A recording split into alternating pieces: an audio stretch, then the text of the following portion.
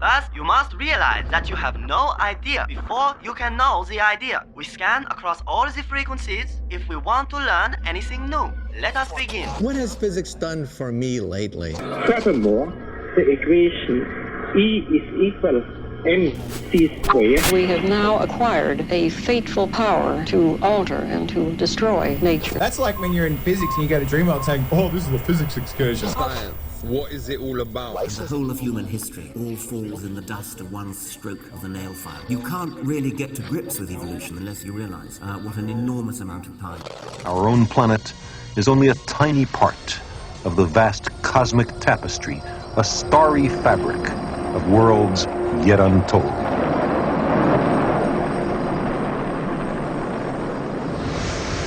You tune into what can only be described as the best radio station on this blue dot we call Earth. It is, of course, 4ZZZ, your community broadcaster.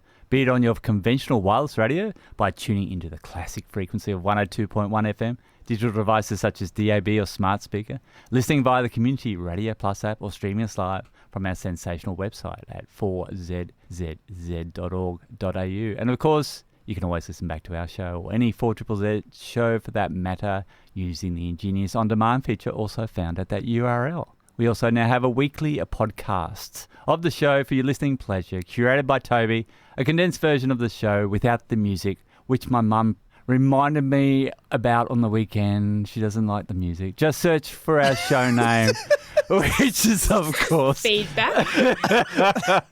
No idea, spelled with a K. Happy Easter, everyone. Your weekly dose of science, and joining me for this episode to speak about all things science are two of my favourite science influencers. Greetings. I was going to think of a word this morning, what I'm going to use. So I'm going to say greetings, Peter. Greetings. Yeah. And Greetings, other Earthlings. And greetings, Gabrielle.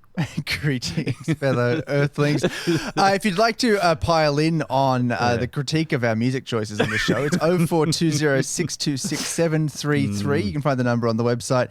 But Max, the week's been dominated by the news of one thing for us, and that is Artemis 2. Yes. This beautiful launch that has taken us, humanity, back to the moon, orbiting around, and they're now on their way back to Earth. Yeah. Did you know the entire time they've been up there, Artemis 2, or the Orion capsule, is currently doing, the rest of it's fallen off already, as planned, falling off bits.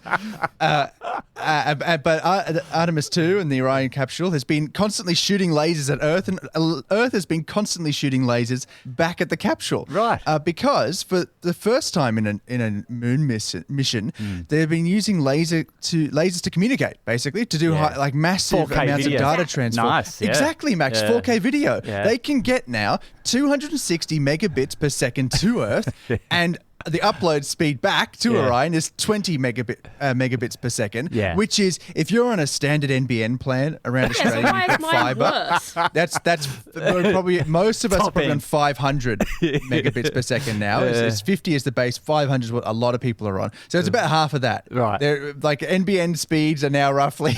NASA moon orbiter communication speeds as well. Yeah. So yes, Max, they can get 4K video, and it's just one little glimpse into how far tech has come since the last space moon missions 50 odd years ago. Because lasers, they weren't a thing. They were invented 66 years ago in 1960. That was the first laser was invented then. So we've had decades now of this new development driven by NASA, but also they've taken a lot out of the telecommunications industry with fiber optic cables using lasers, using this light. optic communication, Gabe light communication. To know how fiber optic cables work.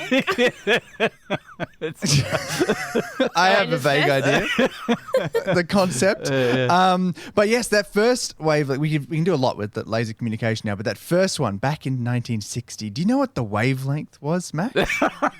694? 694 nanometers. Or micrometers, whatever it is. One of the two. It's only the science show. Who cares about units? 694.3 to be precise. But yes, it is our 694th show of No Idea. We will, of course, be talking about Artemis too a little bit later on. But in the meantime, I'm snuggling into the world of bumblebees because there's been two big breakthroughs in bumblebee science in the last week that I'm going to be getting into. What do you got, Peter? I'm going to be talking about some clickety-clickety-clack and why some things fly. So, Max? I trust you, there's marine science in there. I'm going to be talking about what the researchers call doublespeak, and it's to do with the environment. So it's a bit of eco-radio vibes going on with my weird science today.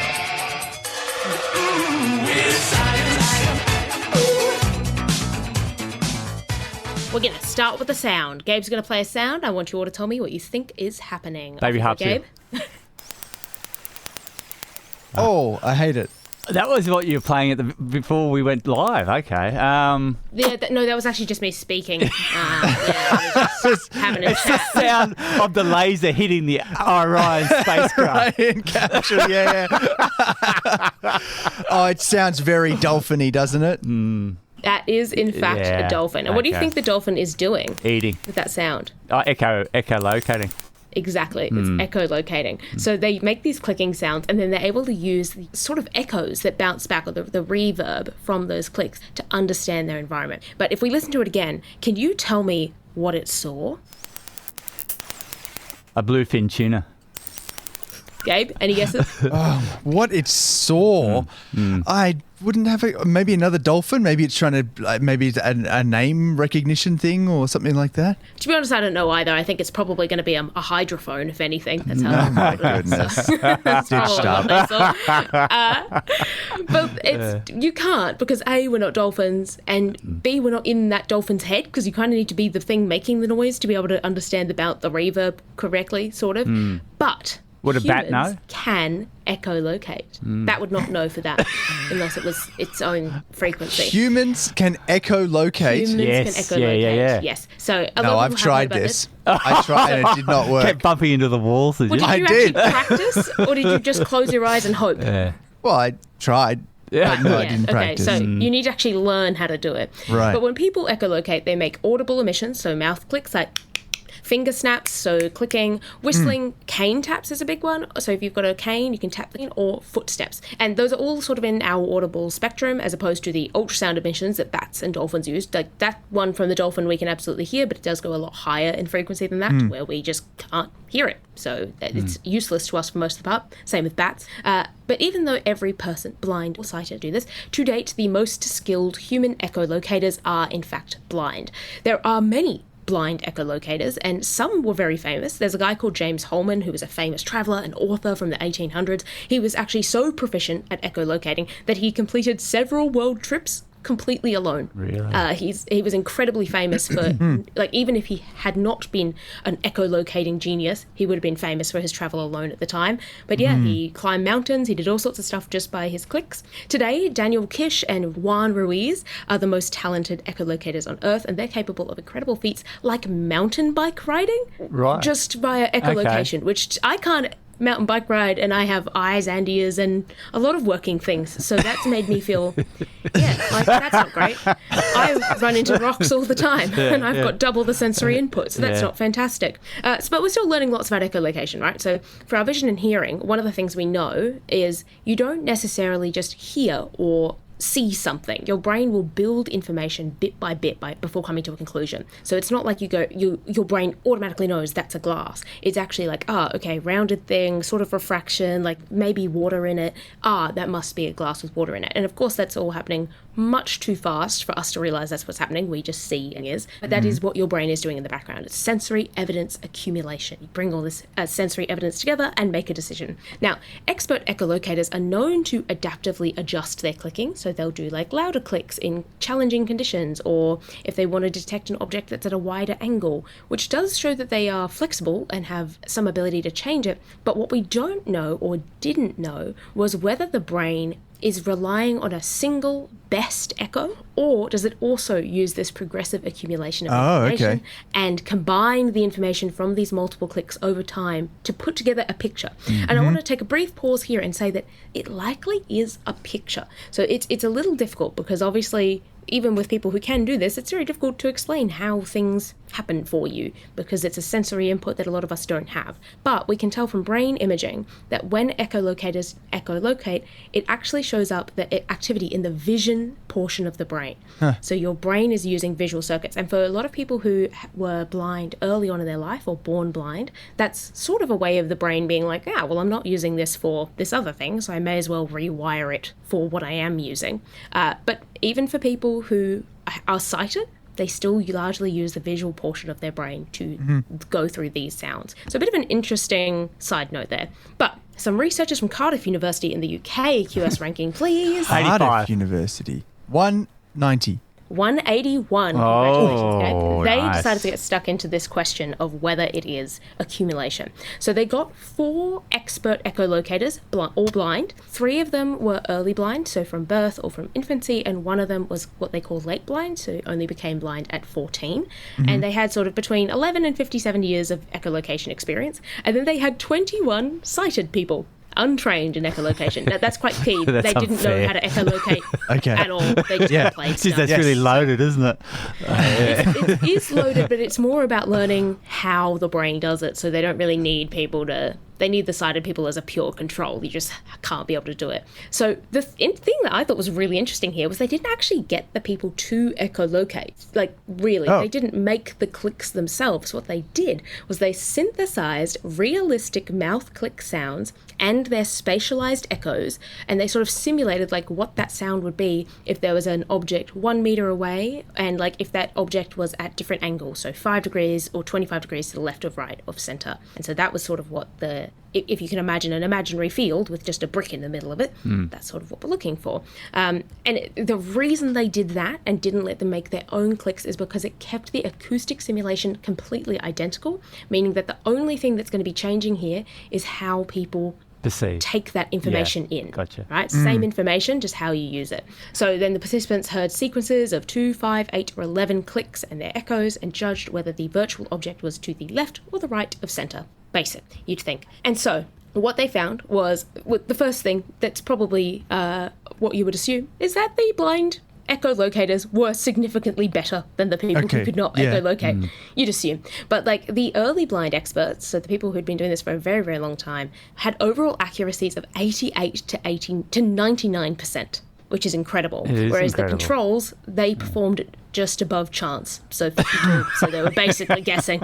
They were like, I don't know, somewhere, I don't know, left or right, who knows. And then for the early blind participants, the accuracy did in fact improve with the greater, like, they knew not just which side it was, but how far to the side it was. And so like objects further to the side, they got better at it with more clicks in the sequence. So as more clicks, you get more accuracy the further away or the more difficult it is. And so that is very clearly this cumulative evidence accumulation, us making, like, getting a clearer picture.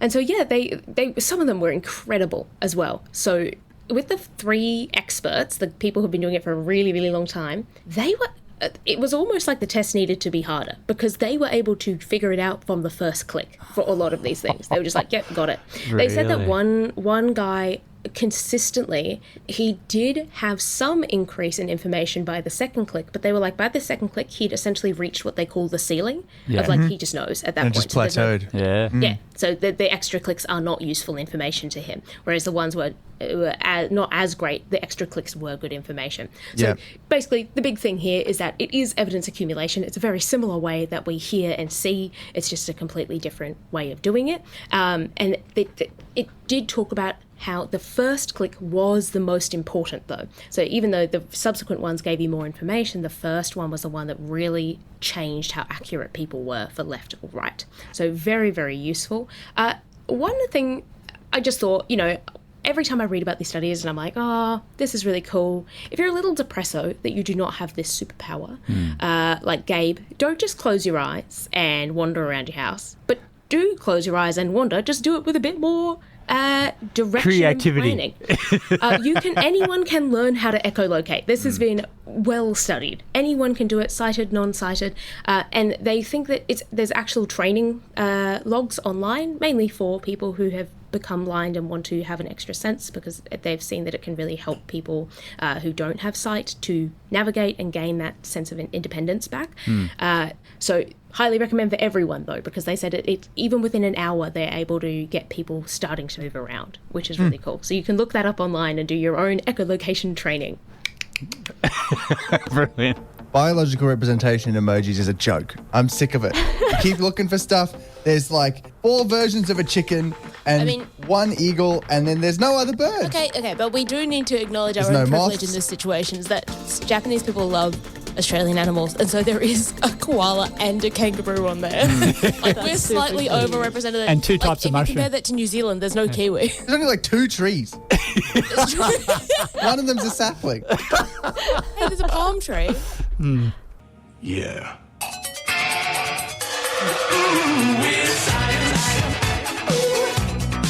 Any more to add to the emoji sting, Gabriel? Well, there is a bee, isn't there, in the emojis? So we're represented for this story, which, like so much of the greatest science, our favourite scientific breakthroughs, was sparked by an accident. Isaac Newton having an apple drop on his head. Yeah. Alexander Fleming realizing mold was killing bacteria in a petri dish, leading to the development of antibiotics. And now we can add to the list Canadian researchers accidentally drowning bumblebees. Really? Okay. Oh. Yes. Oh. Yes. It's a little sad. Though. Well, this is one of a series. We've got a couple of papers that we're going through out of the University of Ottawa and the University of Guelph. You got QS rankings for both? Ottawa, I'm going to say 75. Yeah, I'll go Guelph, 80. I'm waving up.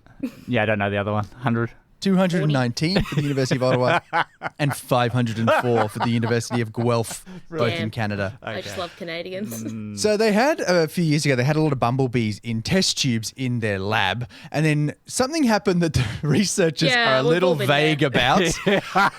The sprinkler say, to quote them, some of the tubes in the lab refrigerator inadvertently filled with water. Right. I can only imagine someone was using the lab fridge to get... No, they were defrosting the fridge. They were in the fridge, yes, because they were studying diapause, which is like an extreme version of hibernation that a lot of some insects go through. So they had them to induce them into this state, and then so inadvertently filled up with water. I can only imagine someone was, I don't know, storing the Stanley Cup in there or something, and it tipped over. But dead bees. Reset the experiment. They just pour the water out, or rather, they start pouring the water flew out, away. and the bumblebees began to move. So after their accidental drowning, they had recovered, and they were back. After they took the water away, they fully survived being underwater.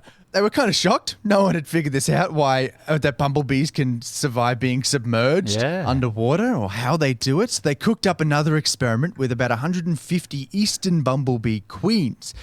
They're invasive in Australia. They took the big girls. Native to straight North the America. top. Do they put QR well, codes on them?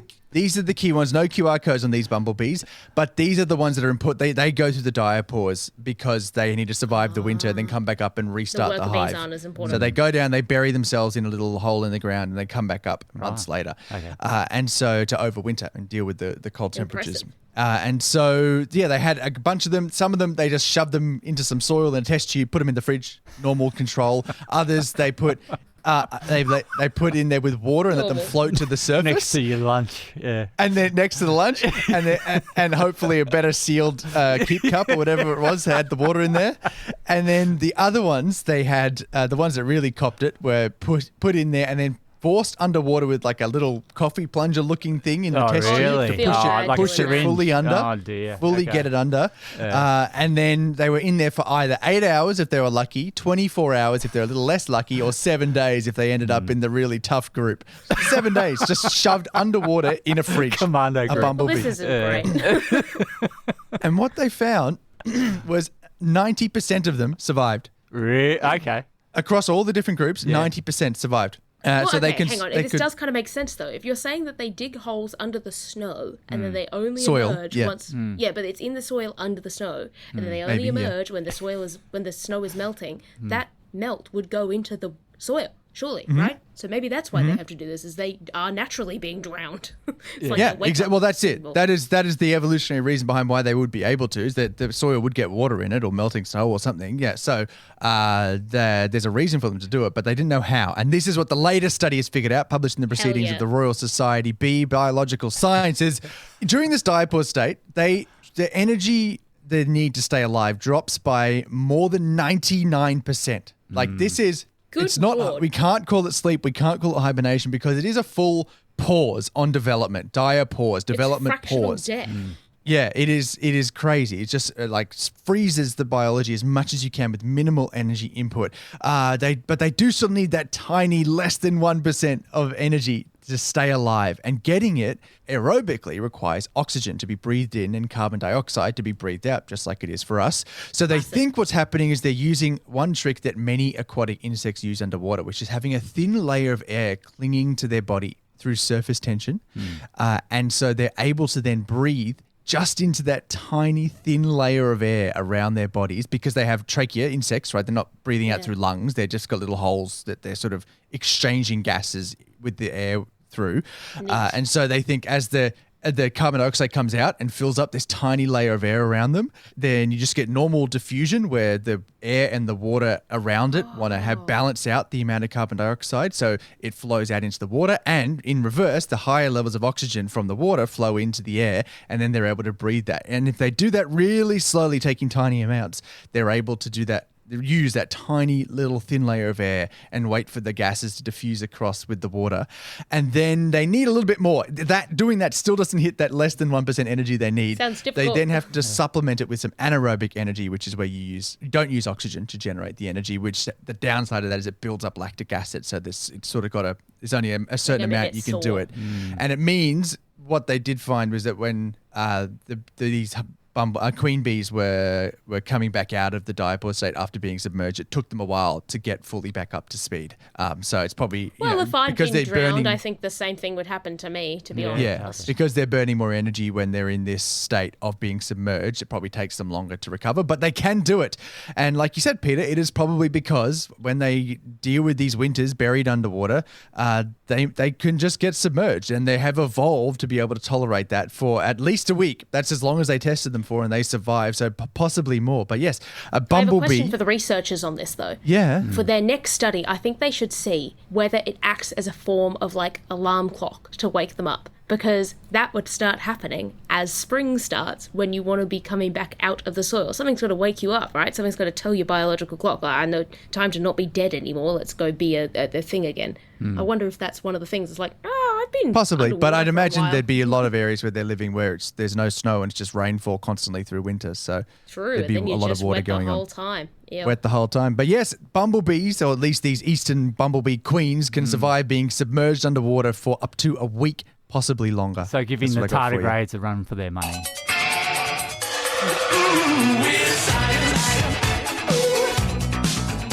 I'm talking about Doublespeak.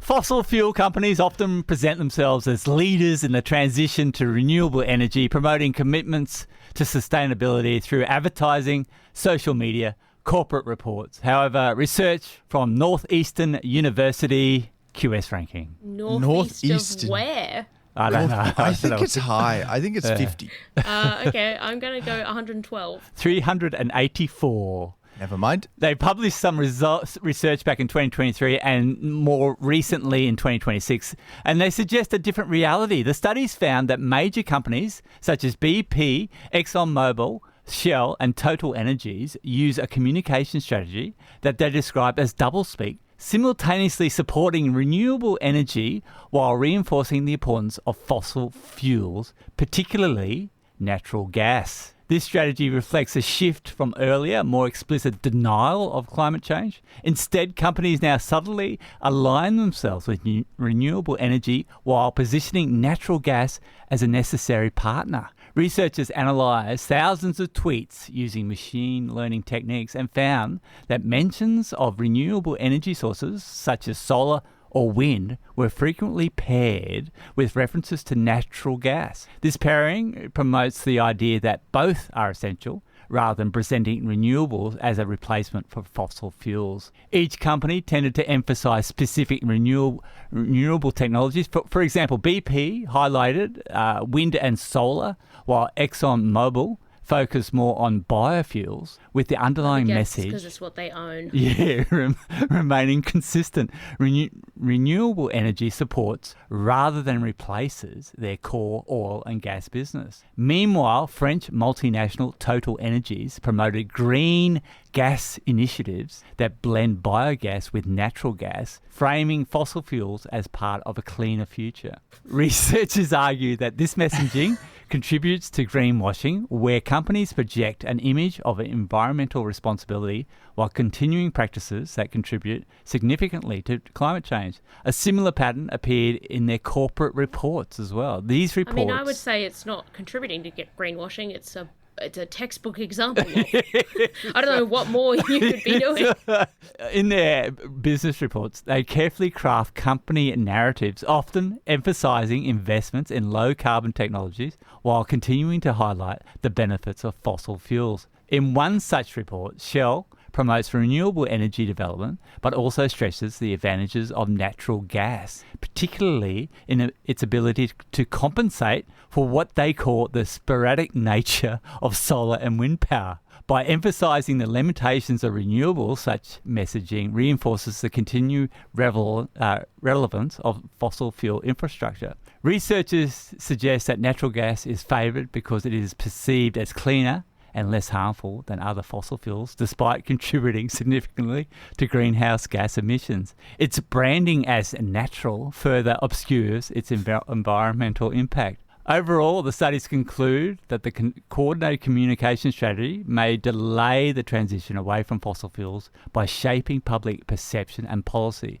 While companies increasingly acknowledge renewable energy, their messaging often serves to maintain reliance on fossil fuels, thereby slowing meaningful climate action. Well, it's this big move from climate denialism to climate delayism, isn't it? Yes, pretty well. It's the new fun term. Inspired, I'm sure, by Doublespeak from George Orwell's 1984. 100%. 100%. They did quote that. To believe that democracy was impossible and that the party was the guardian of democracy. That's right. Subscribe. That's it. Please. Do it. Do it. Double dog dare you. You won't. 4ZZZ. You should Hard. Goes so hard. Triple Z in the show is No Idea with me, Max. We've got Issy joining us. Whoop. We've got Gabe, and we've got our friendly neighbourhood marine scientist. Tuna is Fish. It's fish! Thank God someone's working on this. I don't know what I'd do without it. Fish are friends, not food. Great start. Gabe, what does a cat say? Yeah? Max, what does a chicken say? Cluck, cluck. And Izzy, what does a shark say?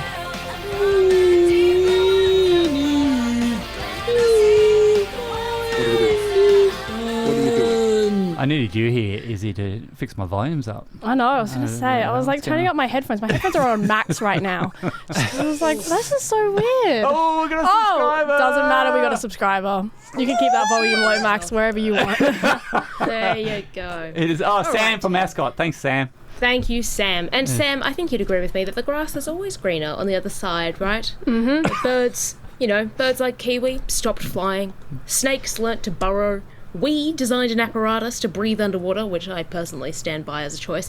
And fish frequently throw themselves into the air. It's super common. It's called breaching. Breaching has seen from whales to copepods, which are... If you haven't seen a copepod before, it's like a cockroaches.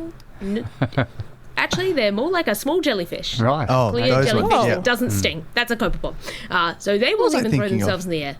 You're thinking of an land-based animal. arthropod, I think. Well, arthropod, I think, was what was in your head. Regardless, fun. Everything likes to throw themselves in the air every now and again.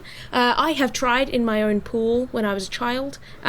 Wasn't super successful. I can get to about my waist. It's a really difficult thing to do. It is incredibly energy intensive to throw yourself out of the water. Next time you're in a body of water, give it a shot. See how you go. You'll find it's incredibly difficult. And in marine mammals, breaching is relatively well studied. We've seen it all the time, mainly because it looks cool. It looks really cool. Dolphins jumping on posters all around the world, especially in the 2000s. It's a pretty cool thing to do. And so it's pretty well studied, and we know that it's been linked to acoustic signaling, parasite removal, social coordination, so it's just kind of fun to some extent. But in elasmobranchs, which is sharks and rays, the behaviour is far less understood. So we've seen it in basking sharks, white sharks, manta rays, eagle rays, and the mako shark can throw itself like 14 metres in the air, just ridiculous. 40 metres? No, 14. Get it to the moon. With a laser. Incredibly fast. But the function, so why they do it, has been pretty speculative. So the guesses have been like getting rid of parasites, feeding maybe, social signalling, like, ooh, I'm ready, I'm going to flop myself against the top of the water, and predator evasion. You know, all those things could be happening, but we don't know exactly why. And the key challenge is that you can't really predict a breach. It's spontaneous, it's infrequent, it starts under the water. So observations have rarely captured what was happening before the breach, making it difficult to decide why they decided to do it. You know, they just kind of appear outside the water, woo, and then it's like, well, that was cool. Who knows why? So some researchers from James Cook University, QS ranking, please. Oh, 80. James Cook, 240. 150. 440. Oh, wow. The marine science area is incredibly good, though, so let's just keep that in mind. They're one of the best marine science universities in the world. So they went a-looking, and they specifically focused on the ocellated eagle ray, because breaching in eagle rays is very commonly observed. I've seen it. Lots of people who've been on the water have seen it. An eagle ray, they love flying through the air. I don't know for sure, but I would have a guess that that would be why they're called eagle rays, or part of the reason, because they are flying a lot of the time. So, when they were looking at these eagle rays, they wanted to know what is happening exactly before the breach. We don't have that currently, even though people have seen it for a long time. There's no real data, scientific data. So they need to know what was the ray doing before it got in the air. I'm thinking GoPro here. What species Tell me were it's a immediately GoPro. nearby? It was not a GoPro. It was actually drones. Because drones provide a continuous overhead view that captures not just the breach itself, but the full behavioural context leading up to it. And these rays, the ocellated eagle rays, often live in very shallow areas. And so if the water was clear enough, they can just chuck a drone in the air and they'll see all the way down to the substrate. So, super cool. So they did 191 drone flights that were conducted over a 6-month period. And the drone was sort of flown what they call a haphazard search pattern at a 15 to 30 metres altitude, and that's when they were looking for a ray. So they just kind of flew it anywhere they could to try and find a ray. And then once they found a ray, they lowered it to 3 to 10 metres above the water and then sort of followed it for up to 10 minutes or, quote, until the battery fell below 25%. And they needed to get it back to the boat. And then during the follows, they would record the presence of any fish within 1 metre of the ray, along with all of its behaviours. So did it roll over? Did it rub itself against the bottom? Did it move its fins? Was there a predator? All of those things were recorded. And so, in all of that drone footage, there was 15 breaching events. Actually, only 11 were from the drone surveys and 4 were from citizen science, so people that had just been filming them around southeast Queensland, which is pretty cool. And every single one of these breaching events had a clear reason for breaching, and they fell into only 2 categories. So, category number 1, getting away from the annoying bitey fish. So this was 11 out of 15 events. The thing you need to know is that some fish annoy other fish, and none more so, in my opinion, than the remora. So remoras, otherwise known as suckerfish, will attach themselves to other fish, including sharks and rays. They're actually sometimes called shark suckers because they just sit on sharks. And they generally sit there to eat the leftovers of their meals. They get a free ride, they're protected from predators, and they get scraps. Works pretty well for them. And they're incredibly good at suctioning onto their host. They will sometimes do it to people diving, and you get these wicked red welts on your skin from how they've suctioned onto you. Some people have even had it break the skin. What the key thing to know here is that they're not technically doing that to the sharks. In fact, when they've seen them removed, there's very rarely any real marks on the skin, and it's sort of known as a symbiotic relationship in that sometimes they can help remove parasites from the sharks and things like that. So they're not necessarily always annoyed by remoras. For the most part, they get along pretty harmoniously, but at other times, well, I imagine they can be itchy and annoying. It's not really always fun to have someone you don't know just attached to you and following you everywhere you go. Now, in 8 of the 11 events in this category, remoras were the fish involved. So what is happening here? Well, interestingly, this is what I thought was really cool. in all of these events, the fish seem to be trying to attach themselves to the top of the ray, known as its dorsal side. And apparently, many rays were seen with remoras on their bottom and tail sides that just didn't breach. They were perfectly fine with it. But almost every time there was a ray with a remora on or approaching its top side, it would start doing these crazy behaviors. It would dive, it'd come up abruptly, doing these like random dives that had nothing to do with feeding. It would rub its skin across the substrate, so the sand at the bottom, and they would even curl their fins towards it, and only the fin on the side that the remora was on, so almost like reaching for it, trying to get towards it. And then eventually they would breach, which is a pretty clear indication that they want that thing gone. And so breaching, they think, is sort of a last resort mechanism to dislodge irritating or disruptive fish. And it mirrors what's been seen in blacktip sharks and spinner dolphins, where the impact of re-entering the water actually dislodges the attached remoras. So they're just trying to basically hit them off. And the fact is that not all fish associations led to breaching. That's the important bit. It was they were totally fine with them on their bottom sides, totally fine with them on the back. It was just, which is, the normal place that you see these fish. They're usually on their bottom side or right at the tail. But as soon as they were on the top, they were not happy. So it kind of suggests that the remoras are just not getting the message. Yeah. Are they stupid or something? Yeah. I think of them like annoying toddlers. They don't know. And the ray's like, no, get off. Absolutely not. Try again. Try a different spot. And it was effective too. There's the other thing. In all but one fish-associated breach, the associated fish was observed separating from the ray, either as the ray broke the surface, mid-breach, or upon re-entry. So sometime through the jump, the fish was brought off. But then we come to the other reason they might be breaching. And this only happened 4 times out of the 15, but this was avoiding the dangerous bitey ones. Not annoying, dangerous. So they were a bit different. All of these 4 were predator-associated breaches, and they were by great hammerhead sharks. So all 3 of them were in very, very shallow water near the shoreline. In all cases, the shark was doing these rapid burst swimming and tight turns, and like in the pursuit of the ray, and its dorsal fin was breaking the surface, so you can imagine how actually shallow this water is. They're just really going through it. And the rays were responding with rapid evasive swimming, and then that was sort of interdispersed with these repeated breaches ahead of the shark. So it's clearly a way that they can... It's like a maneuver that they use. In one case, at Wilson Island, a juvenile ray breached repeatedly and ultimately stranded itself on the sand, after which the shark retreated. Wow. Yeah. Which is, a little sad. Pretty but also drastic. it shows just how, it shows the drastic nature of this. It's not something that's easy to do, and it's certainly not something that's very safe to do. It's only a supreme, an extreme case they'd do this. In many of the cases with the predators, they were seen turning away at the end of it, so it was relatively successful. So in all of these cases, breaching was a last-ditch effort, highly energy intensive, but seems to be working. So it shows that it's pretty flexible and an interesting thing to do. So now they just need to look at other species and try and find what this is, which is behavioural evidence to show that these are genuine drivers of breaching. Like, why are they doing this for other elasmobranchs, sharks and rays? Super cool. You tuned into 4ZZZ and we just heard... I knew I'd do that.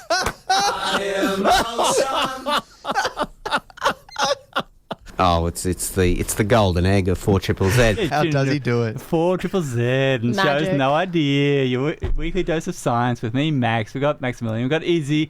We've got Gabrielle. And I was here yesterday preparing for the show, putting my 10 minutes in before we go live. And then the Bill from Workers' Power came up to me and he commented on how good the show is, et cetera, et cetera. And he said, you even make motorsport sound interesting. Single press overtake, stay in scenario 7. If you push me off the track, I think you have to leave the space. All the time you have to leave the space. Go on. Get it, girl. Get it. Woo! Yeah, you don't need to tell me that. Max, we're in this together, mate. Head down. Come on. Yes! Great job, guys. That was hard work. Oh, that was hard work. We're going to talk about F1. Former HRT / Red / Renault / McLaren / VCARB F1 driver, Aussie Daniel Ricciardo, admits he's grateful that Red Bull made the call to end his Formula One career, admitting he may have struggled to walk away on his own. The 8-time Grand Prix winner lost his seat to Liam Lawson late in 2024. And bringing an end to a career that spanned 257 starts across 14 seasons. Speaking with Ford CEO Jim Farley on his podcast, Ricciardo reflected candidly on the toll of his final years in F1 and the circumstances that led to his exit. Ultimately, this is Ricciardo talking, I got to let go. He got let go. He got let go. Yeah. It does change the meaning a little bit. That was the reality of the time. I think once that happened, I'd been let go twice in the last 2 years, and it had also taken a lot out of me. I put a lot of my soul into it. I was pretty exhausted by it. Since stepping away from Formula One, Ricciardo has shifted his focus towards life outside the cockpit, including time in Australia, and work with Ford as a global ambassador while also developing his Enchante fashion brand. Not to mention his collaboration with St. Hugo. Yes, with the red wine, which we had last night. Bit of DR3. Excellent. So this got me down a bit of a rabbit hole because he's, gone with 5 teams, 5 constructors. And I got to thinking, what other Formula One drivers have driven for multiple constructors? And I feel like there's an obvious answer. to do with age. Yes. So we got Fernando Alonso. Of course. He's driven for Minardi, Renault, McLaren, Ferrari, Alpine, and Aston Martin. Are we counting Renault and Alpine twice there? Oh, yeah, true. It's the same factory. Okay. I don't know. Yeah. Well, then you got Carlos Sainz, who's driven for Toro Rosso, Renault, McLaren, Ferrari, and currently in Williams. What I love about those two is the fact that they basically followed the same factories, being fellow countrymen as well. Like Minardi, Toro Rosso, yep, same factory. Renault, yep.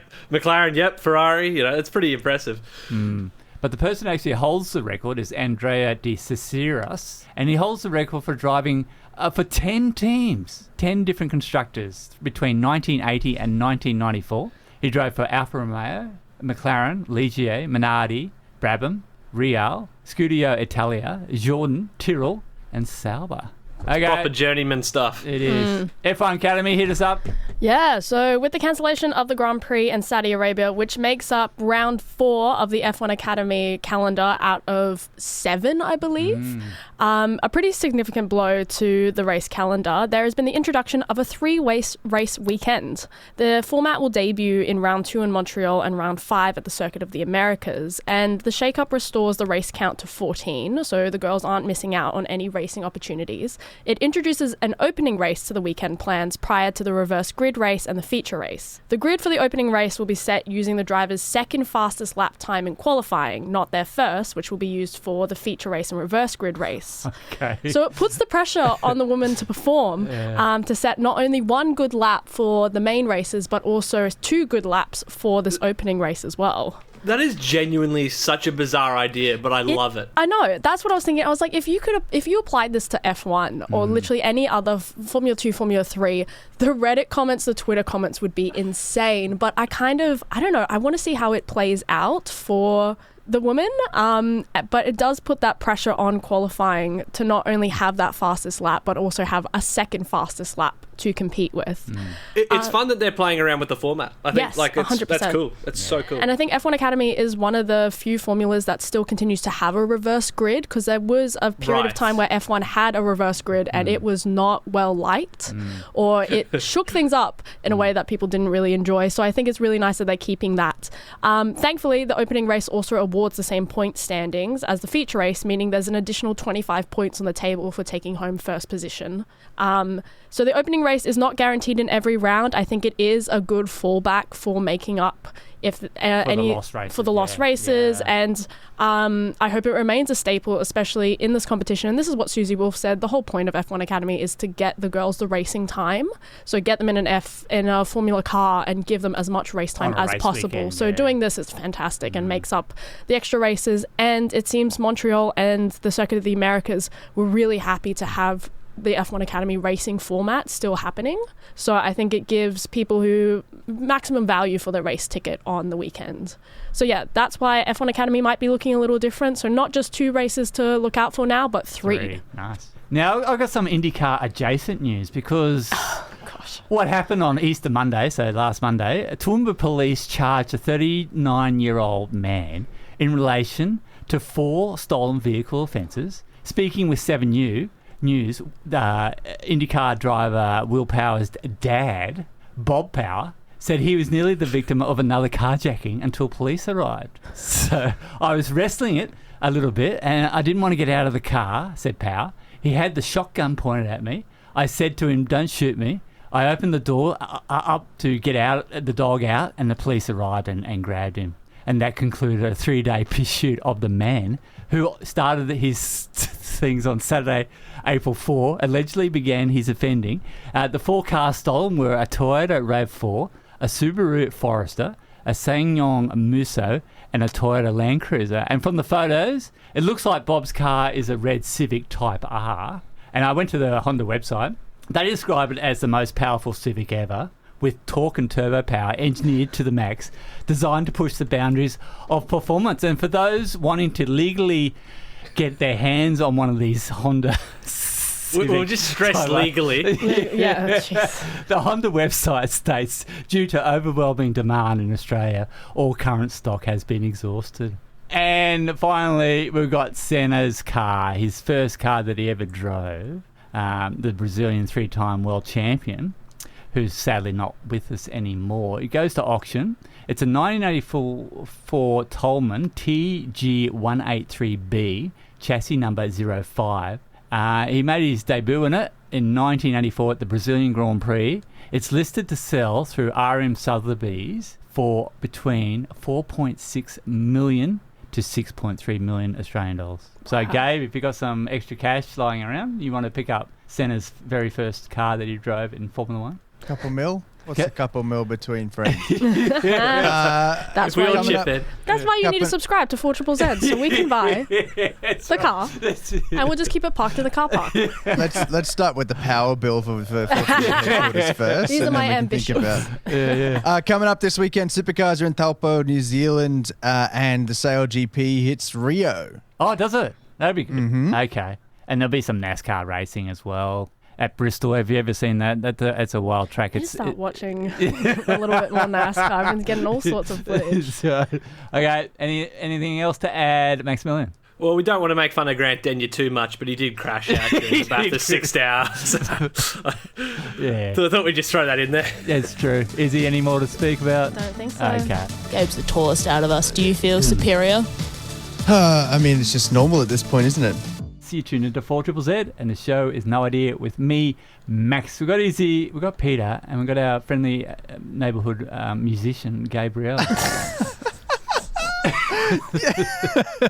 Yes. I have figured out how to strap a piano on my phone into our microphone, so we're going to have some fun with that now. And I'm going to, because I've got my second story. Gabe just wants to show us that he's learnt 3 landmarks. There we go. Thank you. So we've got my second story on bumblebees coming up, but before that, I want to give you 3 a test. Can you play us the flight of the bumblebee or not? I'm gonna let me just pull up the YouTube clip of it. What I want to do is get you just to respond to a rhythm. So if you hear this rhythm, long, short, I want you to lift your left hand or raise your left finger or shrug your left shoulder or wriggle your left toes. Do something on the left-hand side of your body. Wherever you are, just try and do that with that pattern. And if you hear this pattern, 3 shorts and 2 longs in a row, then I want you to do something, the same sort of thing on your right-hand side of your body. So if you hear that, we missed one there. That was the left. I may have missed the key. That's all right. You didn't say anything about pitch. This is so good for radio. Well, that's the thing. This is the thing. I want to, we're trying to see how we can identify a rhythm, right? So if I then drop the volume and give you the... Yeah, okay, so that's the right hand, you can still pick it up, right? So you can change the pitch of the notes, you can change the volume of the notes, and humans can still respond to them. That's kind of weird for an animal to be able to do that. There's only a handful of complex mammals and birds that have been shown to be able to differentiate between rhythms. Most of them, including humans, are learned through vocal communication. So we have an evolutionary reason to be able to pick up on rhythms. There's where our brains are so wired for vocal communication that it makes sense that we'd pick up an ability to identify rhythms and tell the difference between different rhythms.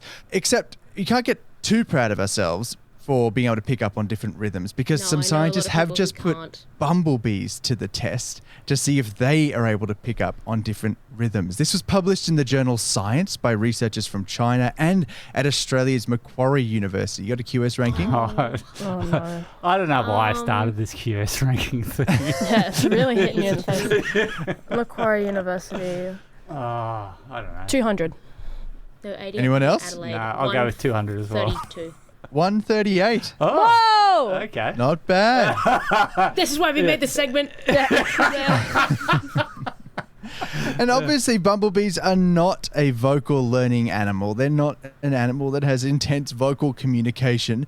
So much so that they're deaf at all the frequencies that we could hear, but they can pick up on vibrations. Right. They're buzzing little bumblebees and they can pick up on vibrations. So what they did was put them to the test to see if they could pick up on rhythms through vibrations. That's why I gave you a piano, because I can't quite put a vibration through a radio wave just yet. But With we'll try. lasers. So they had this maze, very simple maze. The bumblebees would walk down a little corridor and there'd be a T intersection at the end. Down one way would be a sugar reward, and down the other way wouldn't be. Yeah, and so what they did was that, very, very simple maze. And so they'd get to the middle, the intersection. They'd get to the T intersection. They would get, they'd walk down the path to the T intersection. And then at that T intersection, they'd play them a floor pulse through the floor. So the floor would vibrate with a specific rhythm. And then it would tell them which way to go, left or right. And so after they could learn the response of which way was left and which way was right, like if it says to go left, that's where the sugar reward is. If it says to go right with a different pulse, two different types of rhythms, and then that's where the sugar reward would be. So they learned to pick up, I've felt this rhythm through the vibration. That means go left, and I know that is associated with whatever direction it's telling me is where the sugar reward is. So it would walk down that direction. And so they were really remarkably quick at learning that and picking up and being able to walk down. Has this got anything to do with their dancing? Because don't bees do a little dance to tell each other where things are? And they do communications like that. They do vibrations to communicate. They do a bunch of stuff. But yeah, this is they're not sure specifically why they do this rhythm stuff. What they wanted to confirm though is that it wasn't just a vibration response of some sort. They wanted to go, okay, no, let's do the rhythm. So they had these two rhythms. Let's say one is, dot, dot, dash, dash, short, short, long, long, and the other is long, long, short, short. So they had those buzzing, and it would teach them which direction to walk to get the sugar reward. They then, when they walked down one time, switched it, no buzz, to a light. A green light would pulse with the same rhythm. Long, long, short, short, flashing. Short, short, long, long, flashing. And the bees pretty much immediately just went, okay, off to the left I go, or off to the right I go, and get the sugar reward. And so the bees, what they're able to figure out is the bees not just can pick up on a rhythmic vibration, but there is some processing going on in their sesame seed-sized brain that is able to actually translate that to the base rhythm, not just the vibration. And when they see the same rhythm played as a light source, they're able to recognize it and walk down the correct path to get the sugary reward. As far as these researchers know, that ability to reprocess a rhythm like that has only been shown in humans before. Probably is something that some of the great apes and birds and other animals can do, but this is possibly the first time a non-human species has been shown to be able to process a rhythm like that and differentiate between it in different forms, between a vibration and a light source. And they're saying there could be a lot to learn here about how something that we thought was really complicated to process. Like when a human brain's trying to process rhythm, when you were doing that piano stuff, your brain was firing all over the place. It was linking different spots. It was trying to tie stuff together. And if I'd gone on and done more testing of vibrations and light sources with you with the same rhythms, your brain would be firing up all sorts of different cylinders to make that work happen. And yet this bee can do a similar sort of output with clearly much more simplistic processing in such a smaller brain that isn't geared towards vocal communication. So they're hoping that if we can capture that insight and give miniature sensors a capacity to detect rhythmic temporal structure, there could be all sorts of applications in robotics, in all sorts of stuff that we might be able to pick up on rhythms for. And so, yeah, it could be possible to do this, what we think is quite intense and large-scale processing in a much more simpler way, and also points to much deeper evolutionary roots to rhythm. We kind of thought it was something that was in those shallow roots of the recent great apes and the birds, the more complex vocal communicators like mammals and birds that would have a reason to develop a sense of rhythm, and that's why we haven't. So that's where it would have come from. But this shows that there is something way back in evolutionary time that has we've been getting also further and further back every time we talk about rhythm on the show, and yet again I am left with a burning rage at people who cannot keep a beat. And further to that, a bee can. Further to that story, there's some research that came out of University of Turin where plants can actually sense the bees buzzing and will serve up more nectar, so they will come back more often as well. So yeah, so there's a lot to learn. All sorts of rhythm out there in the world.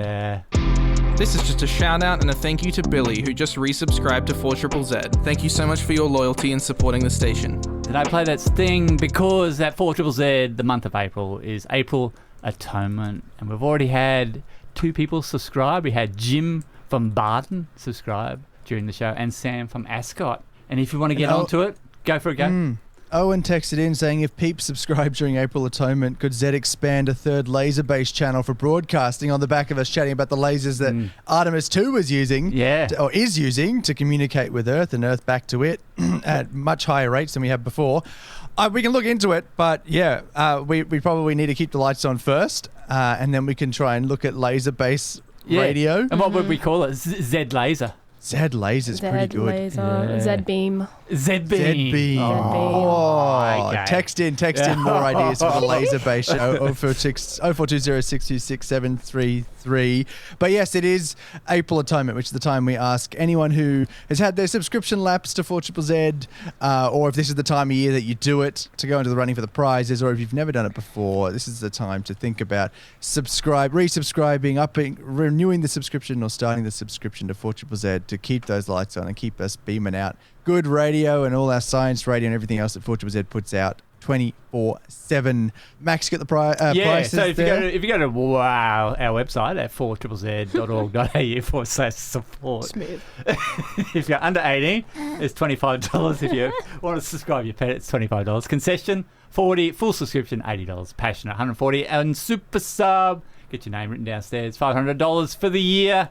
What prizes are we looking at, do you think, my Issy? gosh, we've probably been hearing them throughout the show, but I'm trying to pick which one to highlight. I'll tell you what, this one is a really fun one, especially for the young you ones. wanted the turntable last week, didn't you? I wanted the turntable last week, but this one I can't get because it is a kids exclusive prize. Right, so if you're under 18, especially under 12, Down Shoes is providing My First Docs to any of our under 18 or under 12, where you can choose from a range of children's docs, get a personal fitting and boot care lessons and more from Down Shoes, which is just down the road from us and where I've bought my first pair of doc boots as well. So look, 4ZZZ.org.au, there is so much more than just what you're hearing on air and hearing from myself, prizes wise. It's a great way to give back to the community. And hey, if you're like me, fortnightly paycheck, you can't really throw a few bucks at us this week. We're going on for the full month. So take your time, jump on. If you want to well time it as well, like some of our subscribers have, please do. And yeah, join us. Everyone at the station knows which show's the most appreciated. Uncancelable. Uncancelable. That's what I love to say about us. Everything we do, everything we say, everything we've ever put online, uncancelable. Yeah. That has to be our finest thing. Of I all. think so. It's something that we always attach in our show application just to make sure. Just staple it to the top. You tune into 4ZZZ, and you tune into the only 4ZZZ science show. Would I be right in saying that? Yeah, that's correct. Yeah. I know Balls in the Air tries to take a little bit of our MotoRap, but besides that, no one else is touching the science. Okay. Science, so hit us I up think with that's some free to take. Yeah, hit us up with some science, Issy. I will. So, team, how many of us had a cup of coffee this morning? Yep. Not me. Not you. I was a good child and I didn't have Good child. Jesus. What form was this cup of coffee in? I know, Gabe, you have an espresso machine. Yeah, I'm instant, and Gabe hates me for it. That's just no. Can we please talk about Max's coffee habits, because it is genuinely Max, can you disturbing. describe how you very quickly made your coffee this morning? I boil the kettle. Now that's another point of contention, because I think the old Jack manager, he wanted to talk about, do people refill their kettle every time they want to boil water? Don't sidetrack this conversation. I was going to say, Max, you boil the kettle. You boil the kettle and then open up I buy it from Aldi, the coffee. Yep. By the way. And so it's the cheapest coffee you can buy. It's dark roast. No, coffee. Don't call it coffee. I have to say something though, because the Aldi coffee is not this is not an endorsement, is one of the best rated CanStar coffee beans. And when I was a barista trainer, they were the ones I always recommended because they're dirt cheap. You can get them everywhere, and they're a great way to try. What do you do to them, Max? We're not mad about Aldi. We're still you're digging a hole, mate.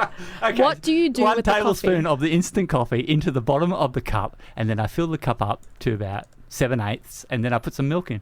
And the milk's just cold. And sometimes And then it just you have makes it lukewarm too. I know you do. Yeah. It's not even hot. It's just, it's I'm a honestly renegade. feral, and it's Unreal. upsetting. It's feral. I think, look, sometimes I do crave an instant coffee. There is just something about it that is very familiar. No idea. But Space news. we're not going to be talking much about instant coffee because this is research from Lancaster University. QS ranking, people, please. Lancaster. 41. 126. Yeah, I'm thinking that 150. 157. No. Hang on. That's that so instant on coffee it coming today. through. They struck that one for instant coffee. Scientists Imagine how much better he'd be on espresso. I know, I'm kind of scared. Scientists may have the answer to a perfect espresso shot using X-rays. Researchers found that there I is... read this. I saw this. Yes. Yes, I don't think I have the full time to get into the mathematics of Right, it, but okay. there is a particular equation to calculate how easily water flows through coffee grounds, also known as coffee permeability. Using two different roasted coffee beans, which was Tumba from Rwanda and Gawakan from Colombia, two of the largest kind of coffee exporters, I believe. So pretty standard to what you would see in cafes and at home. It was coffee beans that were ground to either very fine or very coarse grinds using a dedicated coffee grinder. They found there is a practical way to correlate grind size and packing fraction to the surface area needed to predict coffee permeability. Hell yeah. Interestingly, researchers acknowledge the controversy that is widely discussed, which is what type of water, the effect of water on expanding grains. So looking at, does water, in Brisbane we have hard water, soft water, all of those types of kind of taste changes on espresso beans. And additionally, big thing when I was teaching coffee was looking at how you're storing your coffee beans, because a lot of people recommend it in the freezer, but fridge can bring condensation. So there's a wide body of research into how you store your coffee beans. But these guys just said, What's your recommendation? Look, cool, dry, dark environment. Easily. And my family are huge coffee drinkers, so we go through bags at least once a week or twice a week if my dad's not home. So using them as much as you can within that kind of week span. But they stated coffee variety and roast conditions are second order contributors to permeability compared to the grind setting or packing degree using a tamper. And I think it's quite interesting because in Australia it's quite standard to have an auto tamper. So it takes out that kind of It takes out that variability, perfect, of depending on how hard you tamp it, I think it is about that 14 kilos of pressure put down, was what I was taught. But taking out that variability reduces repetitive strain injury for baristas, but also takes out that variable. So I think it's quite interesting to know that the variety and roast conditions are second order. As a barista, someone who hated setting up the coffee machine in the morning because those grind settings can change based off temperature, humidity. Dialing in was the worst activity of opening a cafe, because if you screwed it up by a little bit too much, you're running 50-second shots. You're chasing your tail for the rest of the day. So whilst I cannot read the maths behind this, I think this is a very interesting paper and probably gets us closer to maybe a single kind of formula like we see a lot in physics of coffee, water, and pressure altogether. First cacio e pepe, now coffee. Yes. It's definitely going to be in consideration for an Ig Nobel Award in a few years' time. I hope it's called so.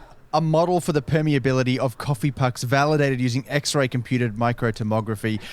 Please look it up. The formulas are incredible in it. There's 3D renderings of the fluid dynamics of water through packed coffee. It's amazing. So you tune into 4ZZZ, and the show is No Idea with me, Max. We've got Issy, we've got Peta. Gabe, we've got a question from the text line on 0420626733. Would you like to address it? Yeah, Simix, is it, who texted in? Good morning, friends. Long-time listener, first-time caller. I always enjoy the show. I have a quick side question. When you list the university rankings, how is that decided? Sorry. And by who? I could have asked AI, but I prefer to hear from you all. Yeah, please ask us. There's sort of two big university ranking systems around the world, isn't there? There's the QS ones, which we use, the Quattronelli something. It's named after someone. Simons. Simons, yes, thank you. And the Times Higher Education ones. We use the QS rankings because it's what most people lean on. It's kind of their main thing, is that they put out these university rankings. It takes into account all sorts of different things like research outputs, graduate outcomes, some surveys of students' experiences and things, and then they've recently started increasing the sustainability and diversity sort of policies and progress that the universities will be making as well. It pulls all of that in, ranks them out, gives them a score out of 100 on a lot of different categories. That gives them an overall score out of 100, and then they put those in a big ranking system once a year. So those are the rankings that we go by and guess, and whenever we mention a university on the show, the QS ones. But there are many other ranking systems out there, including the Times Higher Ed, that they all have slightly different results. But we go with the QS ones. Max, space? No idea. Space news. Well, the only thing to talk about at the moment is Artemis 2. Of course. Mm-hmm. They had an email issue with their Outlook. Apparently, they are running 2 instances of the Outlook. I love this, and they so had to much. get some remote support Very from believable. NASA. So they had to reload the software to fix the issue.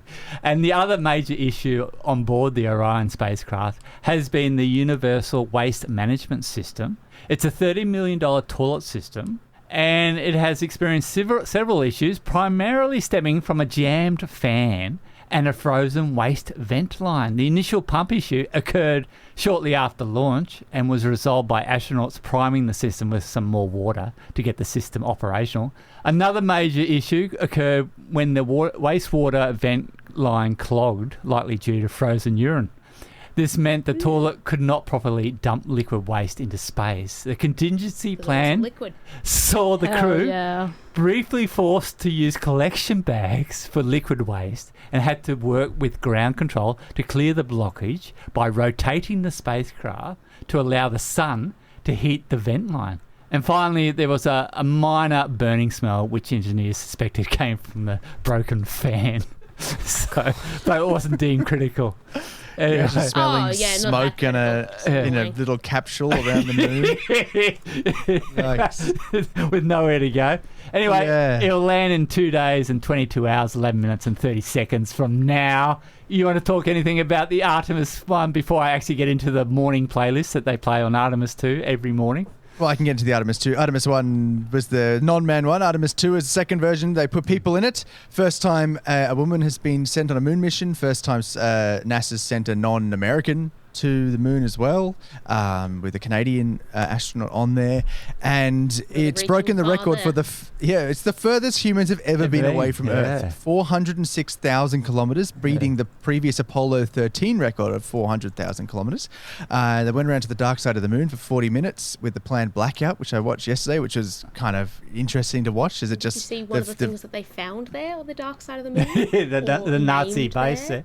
No. No. What? They I'm named talking about the crater. which they named after the late spouse of one of the astronauts, Reed, I believe. It was such a good video. Is his name. And so there'll be some stuff coming out about the scientific breakthroughs they've made throughout this process as they continue their investigation and beam all the info back to Earth for it to get assessed. But the main thing out of this was that the concept works. It took many Apollo missions before they got people anywhere close to the moon. They've done it in the second go of the Artemis program now. They've got people up there. They proved that all the systems work. The launch system works.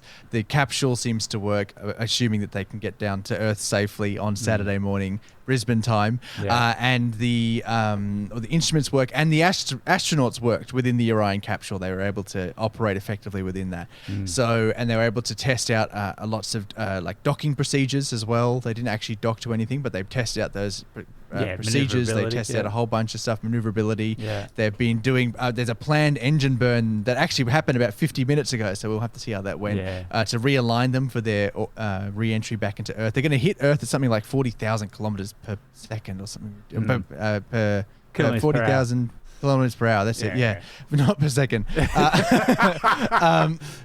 And so it's going to be, pretty interesting to see how that goes. There was one of the reasons that Artemis 2 was delayed was because of some unexpected damage they saw on the re-entry of the capsule in Artemis 1, which didn't have people in it. So they delayed the launch by a while. We were amazed that it happened, Max, weren't we? That the actual April 1, the Artemis 2 actually went off, because I think most people and a lot of people at NASA didn't expect it to actually get off the ground a week ago, and it did, and it was amazing to see.